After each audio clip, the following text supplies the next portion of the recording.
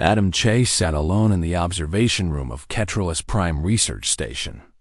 Outside the thick reinforced window, the ice moon stretched endless and white under the pale light of its distant sun. He was the only human on this frozen rock, 3 light years from the nearest colony. This was how he liked it. The silence, the cold, the absence of people asking questions. Out here, Adam could think. Out here, he could work without the politics of the Galactic Council interfering with his research. He had been studying the geological formations of Ketralus Prime for 8 months. His work focused on understanding how life adapted to extreme cold environments. The research was important, the kind of work that could change how humans understood biology across 1,000 worlds. But today, Adam was tired. He was preparing food in the station's small kitchen when the sound came through. A noise. Not the hum of the station's engines or the whisper of the ventilation system. This was different. This was alive. Adam froze, his hand halfway to his mouth with a food packet. He listened harder. There it was again. A low, repetitive sound. Chittering. Almost like an animal in pain.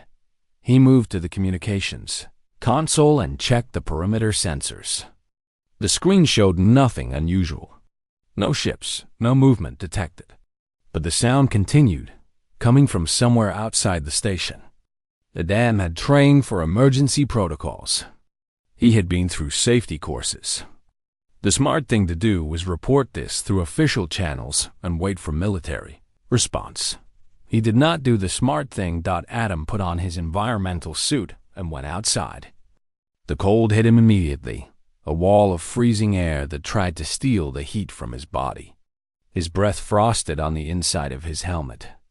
The suit's heaters worked overtime, keeping him alive in temperatures that would kill an unprotected human in minutes.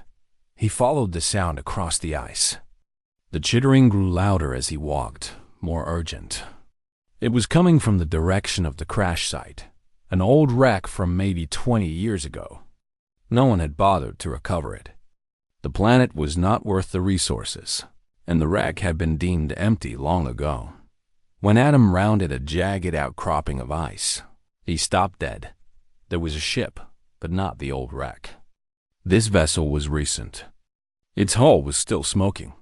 The metal was twisted and blackened, still hot enough that the ice around it had melted into a shallow pool.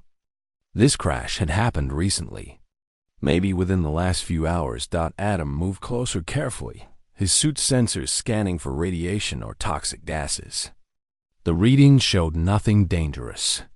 He approached the wreckage and found the source of the sounds.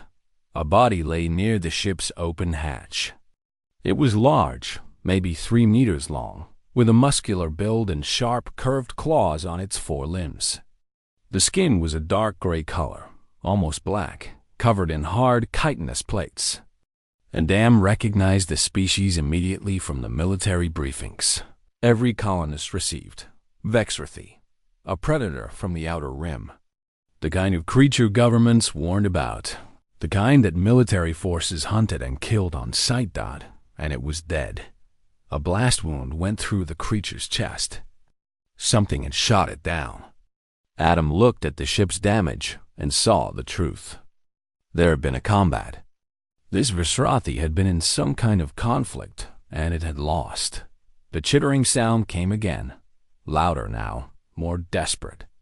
Adam's head snapped toward the sound. It was not coming from the dead adult. It was coming from inside the wrecked ship. Adam's training told him to leave. His safety protocols screamed at him to walk away and call for military assistance.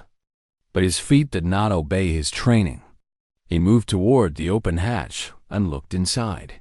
What he saw made him forget everything he had learned about protocol. 3 small creatures huddled together in the dark cabin.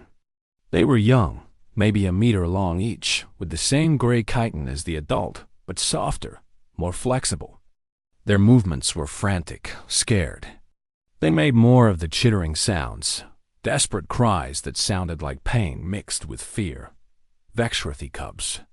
3 of them. Adam climbed into the wreckage carefully, moving slowly so as not to frighten them further. The cubs backed away from him, their small forms trembling. He could see they were injured. One had a gash along its side. Another was limping on its front left limb. The third seemed to be missing patches of chitin across its back. But what struck Adam most was how they looked at him. Their eyes were not the eyes of mindless predators. They were intelligent. They were frightened. They were looking at him as if asking a question he did not know how to answer. Adam reached out slowly, moving his gloved hand forward at the pace of a sleeping insect. The cubs watched him carefully. One of them took a small step backward, but the others stayed where they were. Adam did not try to touch them. Instead, he left his hand open in what he hoped was a peaceful gesture. The smallest of the three cubs moved forward. It was a tiny thing, barely more than a meter long. Its movements were cautious, but driven by something stronger than fear. It reached out with one small claw and touched Adam's suit, testing the material. The other cubs watched this. After a moment, they too moved forward. Adam realized something in that moment that changed everything. These creatures were orphaned. The dead adult outside had been their parent. They were alone, injured, cold, and hungry. They needed help. His mind raced through the complications of what he was seeing. Military protocol demanded he report this. The government would send soldiers. The cubs would be studied, then destroyed. That was the rule. Unknown species, particularly predators, were too dangerous. They had to be eliminated before they could become a threat. But Adam watched the smallest cub touch his suit again, making soft, questioning sounds. And he knew he could not do it. He could not call for soldiers to come kill 3 wounded, orphaned children. He was not going to report this to anyone. Adam carefully looked around the wreck, searching for anything he could use. He found some kind of container, maybe a food storage unit from the ship. He gathered the 3 cubs as gently as he could and placed them inside the container. They did not resist. They seemed almost relieved to have direction, to have something they could follow. He carried the container out of the wreck and back toward the station, moving as quickly as the ice would allow. The weight was not much, but the significance of what he was doing pressed down on him far heavier than any physical burden. He was going to hide them. He was going to care for them. He was going to do something that could result in his arrest, his execution, or worse. But when he looked down at the container, holding 3 scared, orphaned cubs, he knew he had no choice. This was the moment everything changed. This was the moment Adam Chase stopped being a safe scientist following the rules and became something else entirely. He did not know it yet, but his life was about to transform in ways he could not imagine. The first week was the hardest. Adam had no idea what Vexrothy cubs ate. He tried synthesized protein paste, nutrient-rich compounds from his supplies, even raw meat from the station's emergency rations. The cubs refused most of it or became sick afterward. Adam sat in the sealed laboratory section of the station, watching the 3 creatures grow weaker, and wondered if he had already failed them. On the 5th day, he realized something. The cubs were not eating what he offered because the food was wrong. They needed something specific.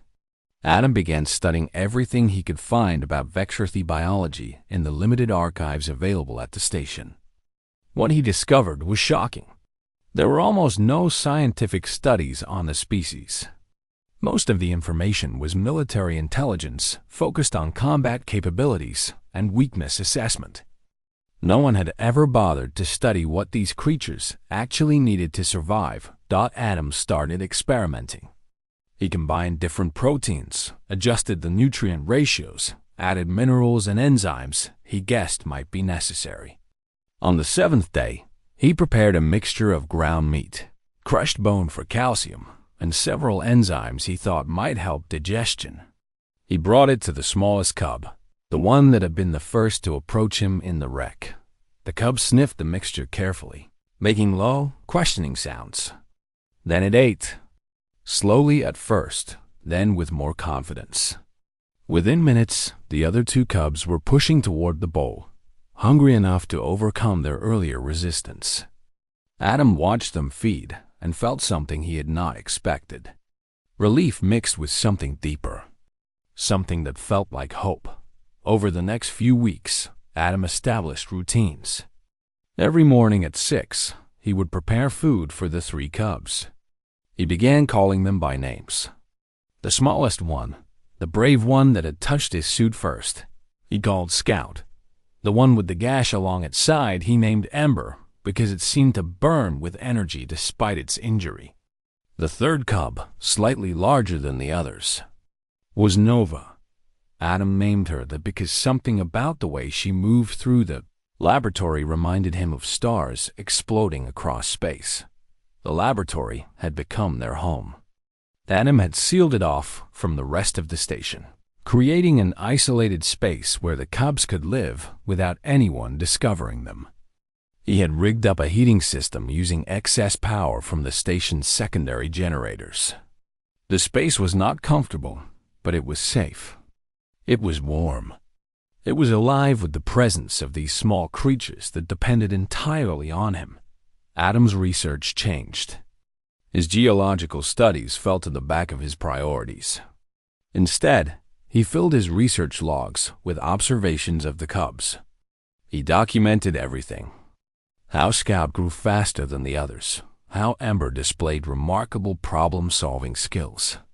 How Nova seemed to be the peacekeeper between the two, stepping between them when they played too roughly. And they did play. As the cubs grew healthier and stronger, their personalities emerged. Scout was fearless and curious, investigating every corner of the laboratory, testing every object. Ember was more cautious, but possessed an analytical mind. Nova was the observer, watching her siblings and learning from them. They played games with Adam, chasing the light from his hand torch, wrestling with each other, practicing the hunting movements that seemed to be instinctual even in young creatures. But what surprised Adam most was their affection. The cubs learned to seek him out when they were tired or scared. Scout would climb onto his lap when Adam sat down, making soft chittering sounds that seemed almost like purring. Ember would nudge his hand with her small head, wanting attention. Nova would rest against his side during the long sleep periods. Her body heat mingling with his. Adam realized what was happening. These creatures were bonding with him the way young animals bonded with their parents. They saw him as their protector, their provider, their family. The thought both warmed and terrified him. He was responsible for them in a way that went beyond keeping them alive. He was their entire world. The first crisis came in the 8th week. Adam received notification that the supply ship would arrive in 3 days for its quarterly delivery. The message came through the communication system, standard protocol. Supply ships always came on schedule. Adam had known this was coming, but seeing the confirmation made his chest tight with anxiety. He had 2 days to prepare. He spent the first day reinforcing the laboratory seals. He created a false wall that would hide the cubs' living space if someone ventured into the laboratory. He moved the feeding equipment, the temperature controls, anything that might indicate the presence of animals. He even cleaned the laboratory thoroughly, removing any traces of the cubs' presence. But the cubs knew something was wrong. Animals always knew when their humans were afraid. Scout became more clingy than usual. Ember paced back and forth, making agitated, chittering sounds. Nova stayed close to Adam, watching his face as if trying to understand his anxiety. On the morning of the supply ship arrival, Adam made the hardest choice of the week. He led the 3 cubs to the hidden section and sealed the false wall, separating them from him. Through the wall, he could hear them calling for him. Scout's cries were particularly loud and frantic. Adam stood on the other side of the wall, his hands pressed against the cool metal, and fought the urge to break it down. The supply crew arrived at midday. There were 4 of them, led by a woman named Catherine, who had been coming to Ketralus Prime for 2 years. She was always professional, always pleasant, always thorough in her inventory checks. Adam had always liked her. Today, he hated the sight of her.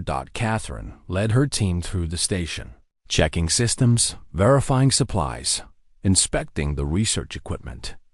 When she approached the laboratory, Adam's heart nearly stopped. But Catherine simply glanced inside and moved on. The false wall held.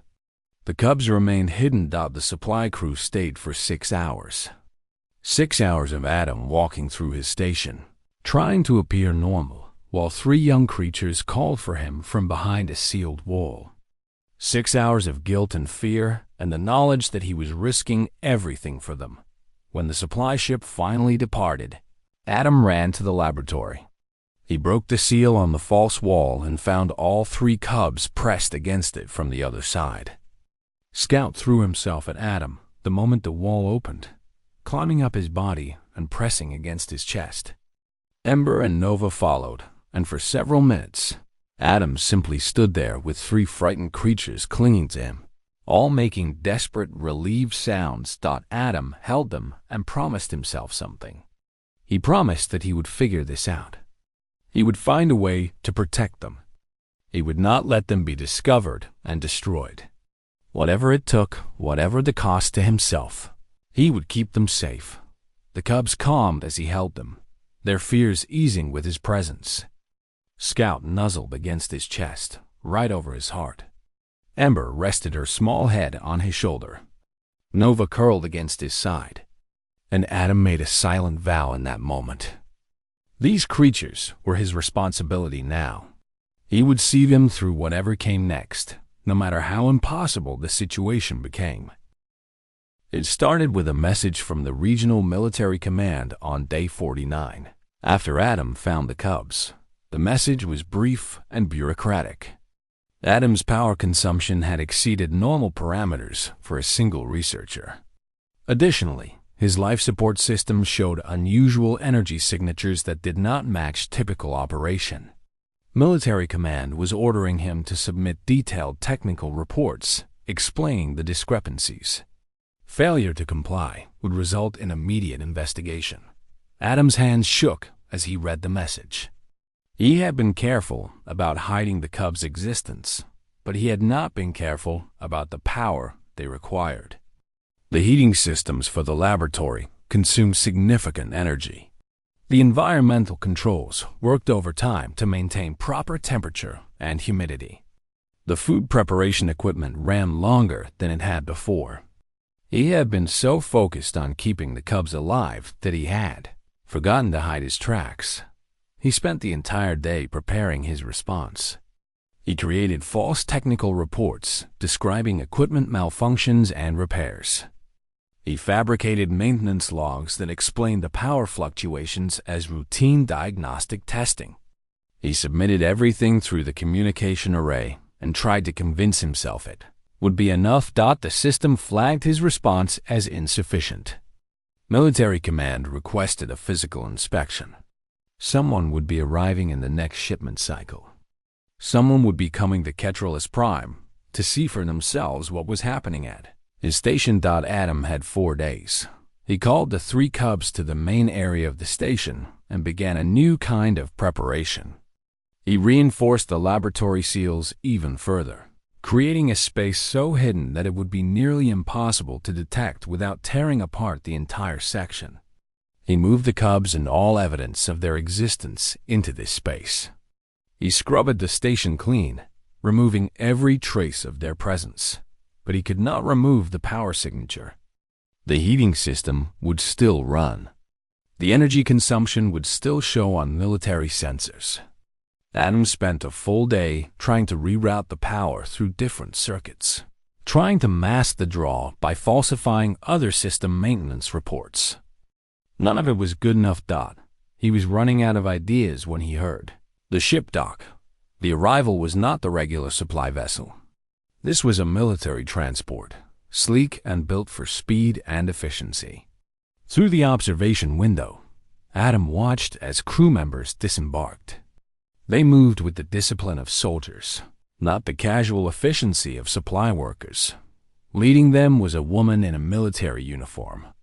She was tall, with short dark hair and a face that showed no expression. Her name was Helen Morris, according to the communication that came through the station's receiver. She was a commander, which meant she had authority above station protocol. She had full access to everything. She was coming to see what Adam was hiding. The next hour was the longest of Adam's life. He met Morris at the station entrance, trying to appear calm and professional. She was not particularly warm, but she was not openly hostile either. She was professional in the way that military personnel trained to be professional. "Dr. Chase," she said, extending her hand. "I am here to verify your equipment status and ensure all systems are operating within normal parameters. This is routine." It was not routine. They both knew it was not routine. Morris conducted a methodical inspection of the station. She checked the power grid, the environmental controls, the life support systems. She asked questions, and Adam answered with careful half-truths. Equipment was aging. The heating system had been running at higher capacity because of a faulty thermostat. The environmental controls were working harder because of a sensor malfunction he was planning to repair. Morris listened to everything, made notes, and showed almost no reaction. She was thorough in a way that made Adam's stomach twist with dread. She was not just doing a job. She was looking for something specific. She suspected something, and she was going to find it. When Morris asked to see the laboratory, Adam's heart stopped entirely. But there was no way to refuse. To refuse would be an admission of guilt. He walked her to the sealed section and opened the door, trusting in the false wall and the isolation systems he had created. Morris stepped inside, her eyes scanning every surface.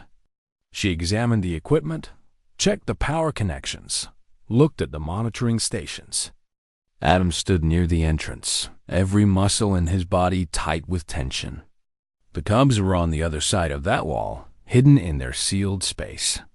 If Morris decided to investigate further, if she opened that wall, everything would be over. Morris was moving toward the far corner of the laboratory, closer to where the false wall was hidden. When something happened, Scout made a sound. It was not loud. It was not a distress cry. It was just a small, curious chirping, the kind of sound a young animal made when it wondered about something. But it was audible. It came through the wall. Morris stopped immediately. Her hand went to the weapon at her side. What was that? Adam's mind raced. He had one chance to make this work. One opportunity to come up with an explanation that was plausible. "The ventilation system," he said quickly.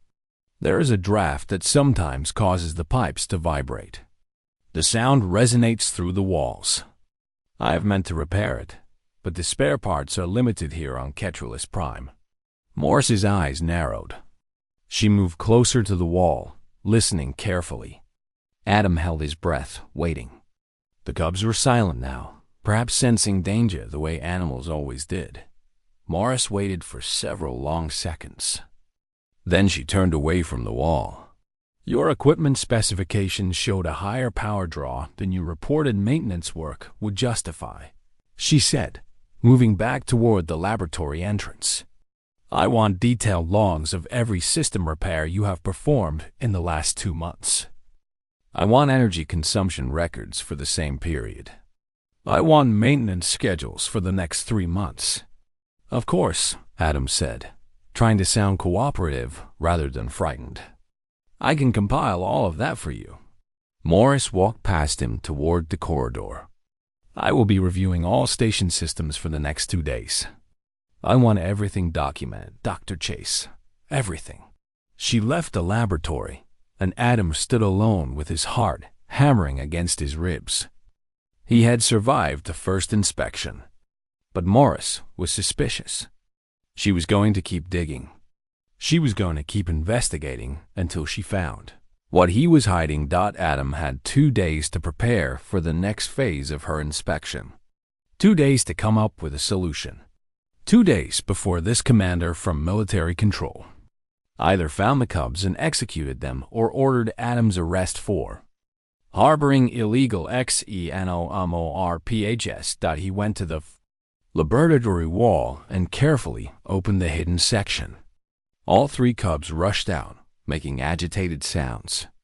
Scout ran to him immediately, climbing onto his body and pressing against his chest. Ember made low, distressed chittering sounds. Nova stayed low to the ground, her natural instinct sensing danger, even without understanding what that danger meant. Adam held them and felt the weight of his situation crush down on him. He had tried to keep them safe through secrecy and careful planning. But secrecy was no longer an option. Commander Helen Morris was thorough, and she was relentless. She would find them, and when she did, Adam would have to make a choice between following protocol or saving the creatures that had become his entire reason for living. Adam made his decision at 3 a.m. on the 2nd day of Morris's inspection. He could not run. He could not hide the cubs any longer. Morris would find them. The only variable he could control was how they were found and what happened afterward. He could surrender them himself, or he could force Morris to discover them. One option gave him agency. The other left everything to chance. Adam had spent enough of his life leaving things to chance. He prepared the laboratory carefully. He cleaned the space, made sure the cubs were healthy and calm, and gathered all his research notes and observations. Everything he had learned about them, everything that proved they were intelligent creatures, capable of emotion and reasoning. Everything that showed they were not the monsters military propaganda claimed they were. At 6 a.m. Adam sent a message through the station's communication array. It was addressed to Commander Morris directly. Commander Morris, I must speak with you immediately regarding the laboratory section. There is something you need to see. Something that requires your understanding, not just your military authority. Please meet me in the laboratory in 1 hour. The response came within minutes. Morris agreed, though her message was cold and formal. She suspected something, and she was coming to confirm it. Adam used the hour to prepare Scout, Ember, and Nova. He brought them to the main area of the laboratory, away from the hidden section. He had fresh food ready for them, water, comfort items they had come to know. He sat with them and tried to explain in words they could not understand but might feel. I am going to show you to someone, he said quietly, running his hands along their chitin. A person who might help us. A person who might understand. I need you to trust me, the way you have trusted me since I found you. Can you do that? Scout pressed against his chest, making soft sounds. Ember chirped quietly. Nova looked up at him with those intelligent eyes that had seen too much hardship already. They trusted him completely. It was perhaps the most terrifying thing Adam had experienced. Not the fear of being caught, but the knowledge that his choice would determine their future entirely. Commander, Morris arrived exactly at the scheduled time. She entered the laboratory with the same formal bearing she had shown during her previous inspection. She was expecting deception. She was expecting Adam to show her some mechanical problem or some explanation for the power drain. She was not expecting what she actually saw. Adam stood aside and let her see them. Scout was the first to move toward Morris. The small cub had become bolder over the weeks, and the presence of a new human seemed to trigger its curiosity. It approached the commander slowly, making questioning sounds. Ember followed, more cautiously. Nova stayed close to Adam, but watched the interaction carefully. Morris's hand moved to her weapon, a reflexive action born from military training. But then she stopped. She watched the cubs move toward her with no sign of aggression, no predatory stalking behavior. She saw them as Adam saw them. Young, intelligent, afraid. Scout reached Morris and did what it had done with Adam weeks ago. It reached out with one small claw and touched her uniform, testing the material, learning about this new creature in its world. "These are Vexrathi cubs," Morris said slowly, her voice showing the first hint of emotion Adam had heard from her. It was shock, mixed with something else. Something that sounded like understanding. "Yes," Adam confirmed. "I found them in a crash wreck 8 weeks ago. Their mother was dead. They were alone, dying." Morris knelt down slowly, never taking her eyes off the cubs. Scout immediately moved closer to her, and the other two followed. Within moments, all 3 cubs were clustered around the commander, making soft, inquisitive sounds. Ember sniffed at her boots. Nova pressed against her leg. Scout climbed onto her lap without hesitation. Morris sat back on her heels with the smallest cub pressed against her chest. For a long moment, she said nothing.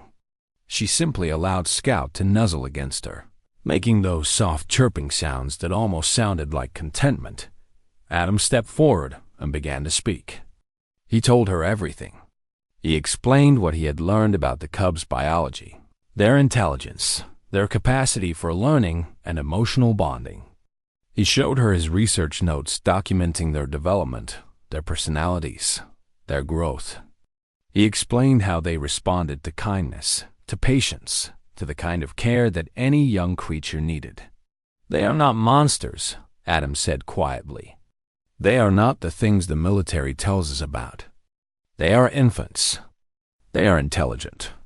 They are capable of peace and connection and compassion. And the government wants to kill them because they are afraid of what they represent." Morris continued to hold Scout, and the cub continued to rest against her chest, perfectly calm and trusting. Ember had climbed onto her shoulder, and Nova had fallen asleep against her leg. For someone meeting these creatures for the first time, they were showing remarkable affection and trust. "I know what I am supposed to do," Morris said finally. "I know the protocol. Unknown xenomorphic species, particularly from the Vexrathi line, are to be contained and terminated. I have my orders. I have my authority to execute those orders." Adam felt his stomach drop. He had miscalculated. He had believed that showing Morris the cub's true nature would make a difference. But perhaps it would not. Perhaps military discipline and protocol were stronger than compassion. Morris turned to look at him directly. "But I am also a person who has just watched a predator species sit quietly and peacefully in my lap. A person who has seen intelligence and trust in the eyes of creatures I was taught to fear. And I'm going to tell you something, Dr. Chase. What I am about to do could end my military career. It could result in my arrest. It could cause significant problems for both of us." She looked down at Scout, who was still pressed against her chest, making those soft, peaceful sounds. "I am going to file a report saying that your power fluctuations were due to routine maintenance and equipment malfunctions. I am going to declare this station clear of any unauthorized xenomorphic life. And I am going to leave Ketralis Prime without mentioning any of this to anyone." Adam could not speak. He could only stare at her. "But listen to me carefully," Morris continued. "This is temporary protection only. Military command will send another inspection eventually.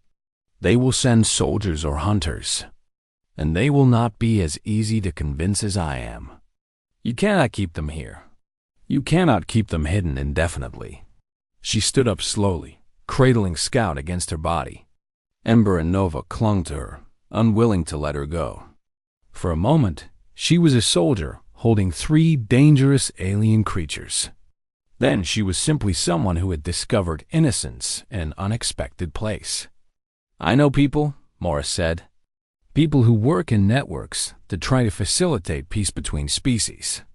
People who work against the military establishment to protect life that the government wants destroyed. I can make introductions. I can help you find a way to get these cubs somewhere safe. Somewhere they can grow up without fear of execution." Adam felt something break open inside his chest. Not from fear anymore, but from hope. "You would do that? After everything you are supposed to believe about them?" Morris looked down at Scout, who was looking back at her with those intelligent eyes. "Sometimes," Morris said quietly, "the most important thing a person can do is choose what is right over what they are told to do. These cubs are innocent. That matters more than protocol." She handed Scout back to Adam carefully. The cub immediately clung to him, chirping with relief to be back with its human. Ember and Nova moved to him as well, all three of them seeking comfort and security in his arms. Morris held out her hand, and Adam took it. They made an agreement in that moment. A promise. A conspiracy of kindness against an empire of fear. Morris would protect them for now. And together, they would find a way to save these innocent creatures from a fate they did not deserve. Commander Morris left Ketralus Prime 3 hours after their agreement was made. Her military transport carried her back to the main station orbiting the planet, back to the world of bureaucracy and military hierarchy and the lies that kept the galaxy divided by fear. But before she left, she gave Adam something more valuable than her false report. She gave him a data chip with encrypted contact information for 3 people. Scientists, activists, individuals who worked in the shadows to protect species that governments wanted destroyed. She told him that these people represented a network that stretched across multiple star systems, and that they had both the resources and the inclination to help save Vixrathi cubs from military execution. "Contact them when you're ready," Morris had said. "They will help you. They believe that communication and understanding are more important than fear and domination." After she left, Adam stood in the observation room watching the military transport disappear into the stars. He knew what Morris had done for them. She had risked her career, her freedom, perhaps her life, to give them a chance. The false report she had filed would probably not hold up to serious investigation, but it would buy them time. A few weeks at least. Perhaps a few months if they were fortunate. The cubs did not understand what had happened. Scout, Ember, and Nova simply knew that Adam was still alive, still present, still theirs. They had recovered from the stress of Morris's inspection quickly, the way young creatures always did. By that evening, they were playing their games again, chasing lights and wrestling with each other while Adam watched them with a mixture of joy and anxiety. That night, as the cubs slept pressed against him in a heap of warm chitin and soft breathing, Adam held them and tried to plan what came next. He pulled up Morris's encrypted data and reviewed the contact information. The first contact was Dr. Sarah Rivera, a xenobiologist who worked in a remote sector helping preserve endangered alien species. The second was Professor James Chun, a philosopher and writer who advocated for rights of non-human intelligence throughout the galaxy. The third was someone known only as Keeper, and the encrypted file contained no information other than that. Adam spent the next week preparing messages to all 3 contacts. He documented everything. He included his research notes on the cubs' biology and behavior. He included video files showing Scout's problem-solving abilities, Ember's social interactions, Nova's empathetic responses. He included his own testimony about how these creatures had responded to kindness with trust and affection. The messages were detailed and professional and desperately honest. Adam did not beg. He did not cry for help. He simply presented the facts and asked for assistance in relocating 3 orphaned alien creatures to somewhere safe. The first response came from Dr. Rivera. It was brief, but clear. "Your research is legitimate. The cubs are intelligent. I can help. Stand by for further contact." Professor Chun responded within hours. His message was longer, more philosophical.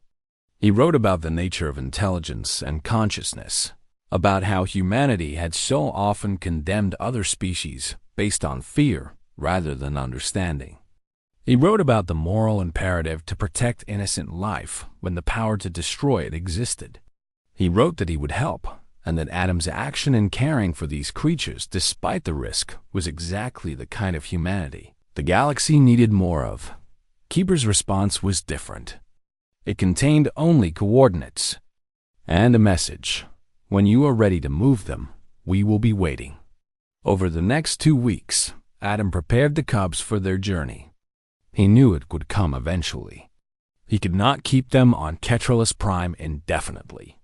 The station was not truly a sanctuary. It was a temporary refuge that would not remain hidden forever.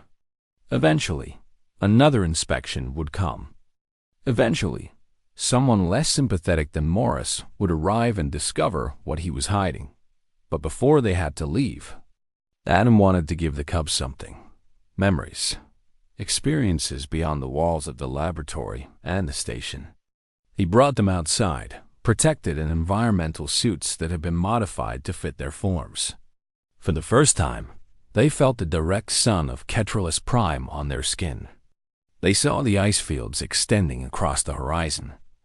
They experienced the reality of a world beyond containment. Scout explored with characteristic fearlessness, running across the ice, testing its strength, discovering the way sound echoed across the frozen surface.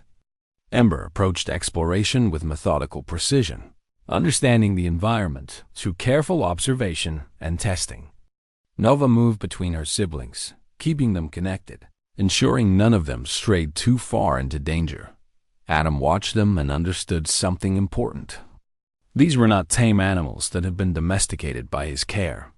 They were wild creatures, intelligent and capable of independence. They had bonded with him, but they were not defined by that bond. They were their own beings, complete and whole even in their youth, and they deserved a chance to grow into what they would become. The message came on Day 38. A simple encrypted transmission from Dr. Rivera. A transport will arrive at coordinates below in 6 days. Bring them. Bring everything you have documented. We will take it from there. The coordinates were to a small moon in an adjacent system, far from any major military presence, far from the bureaucratic structure that classified young Bexrathi as threats that needed to be eliminated. Adam spent the next 6 days with the cubs doing the things they had always done, playing, feeding them, watching them sleep, teaching them as much as they could learn. Scout had become fascinated by the station's communication systems and had learned to make patterns with the indicator lights. Ember had figured out how to manipulate simple mechanical systems and seemed to understand cause and effect on a deep level. Nova had become a comfort to Adam himself, seeming to sense his moods and emotions, pressing against him when he felt afraid or uncertain.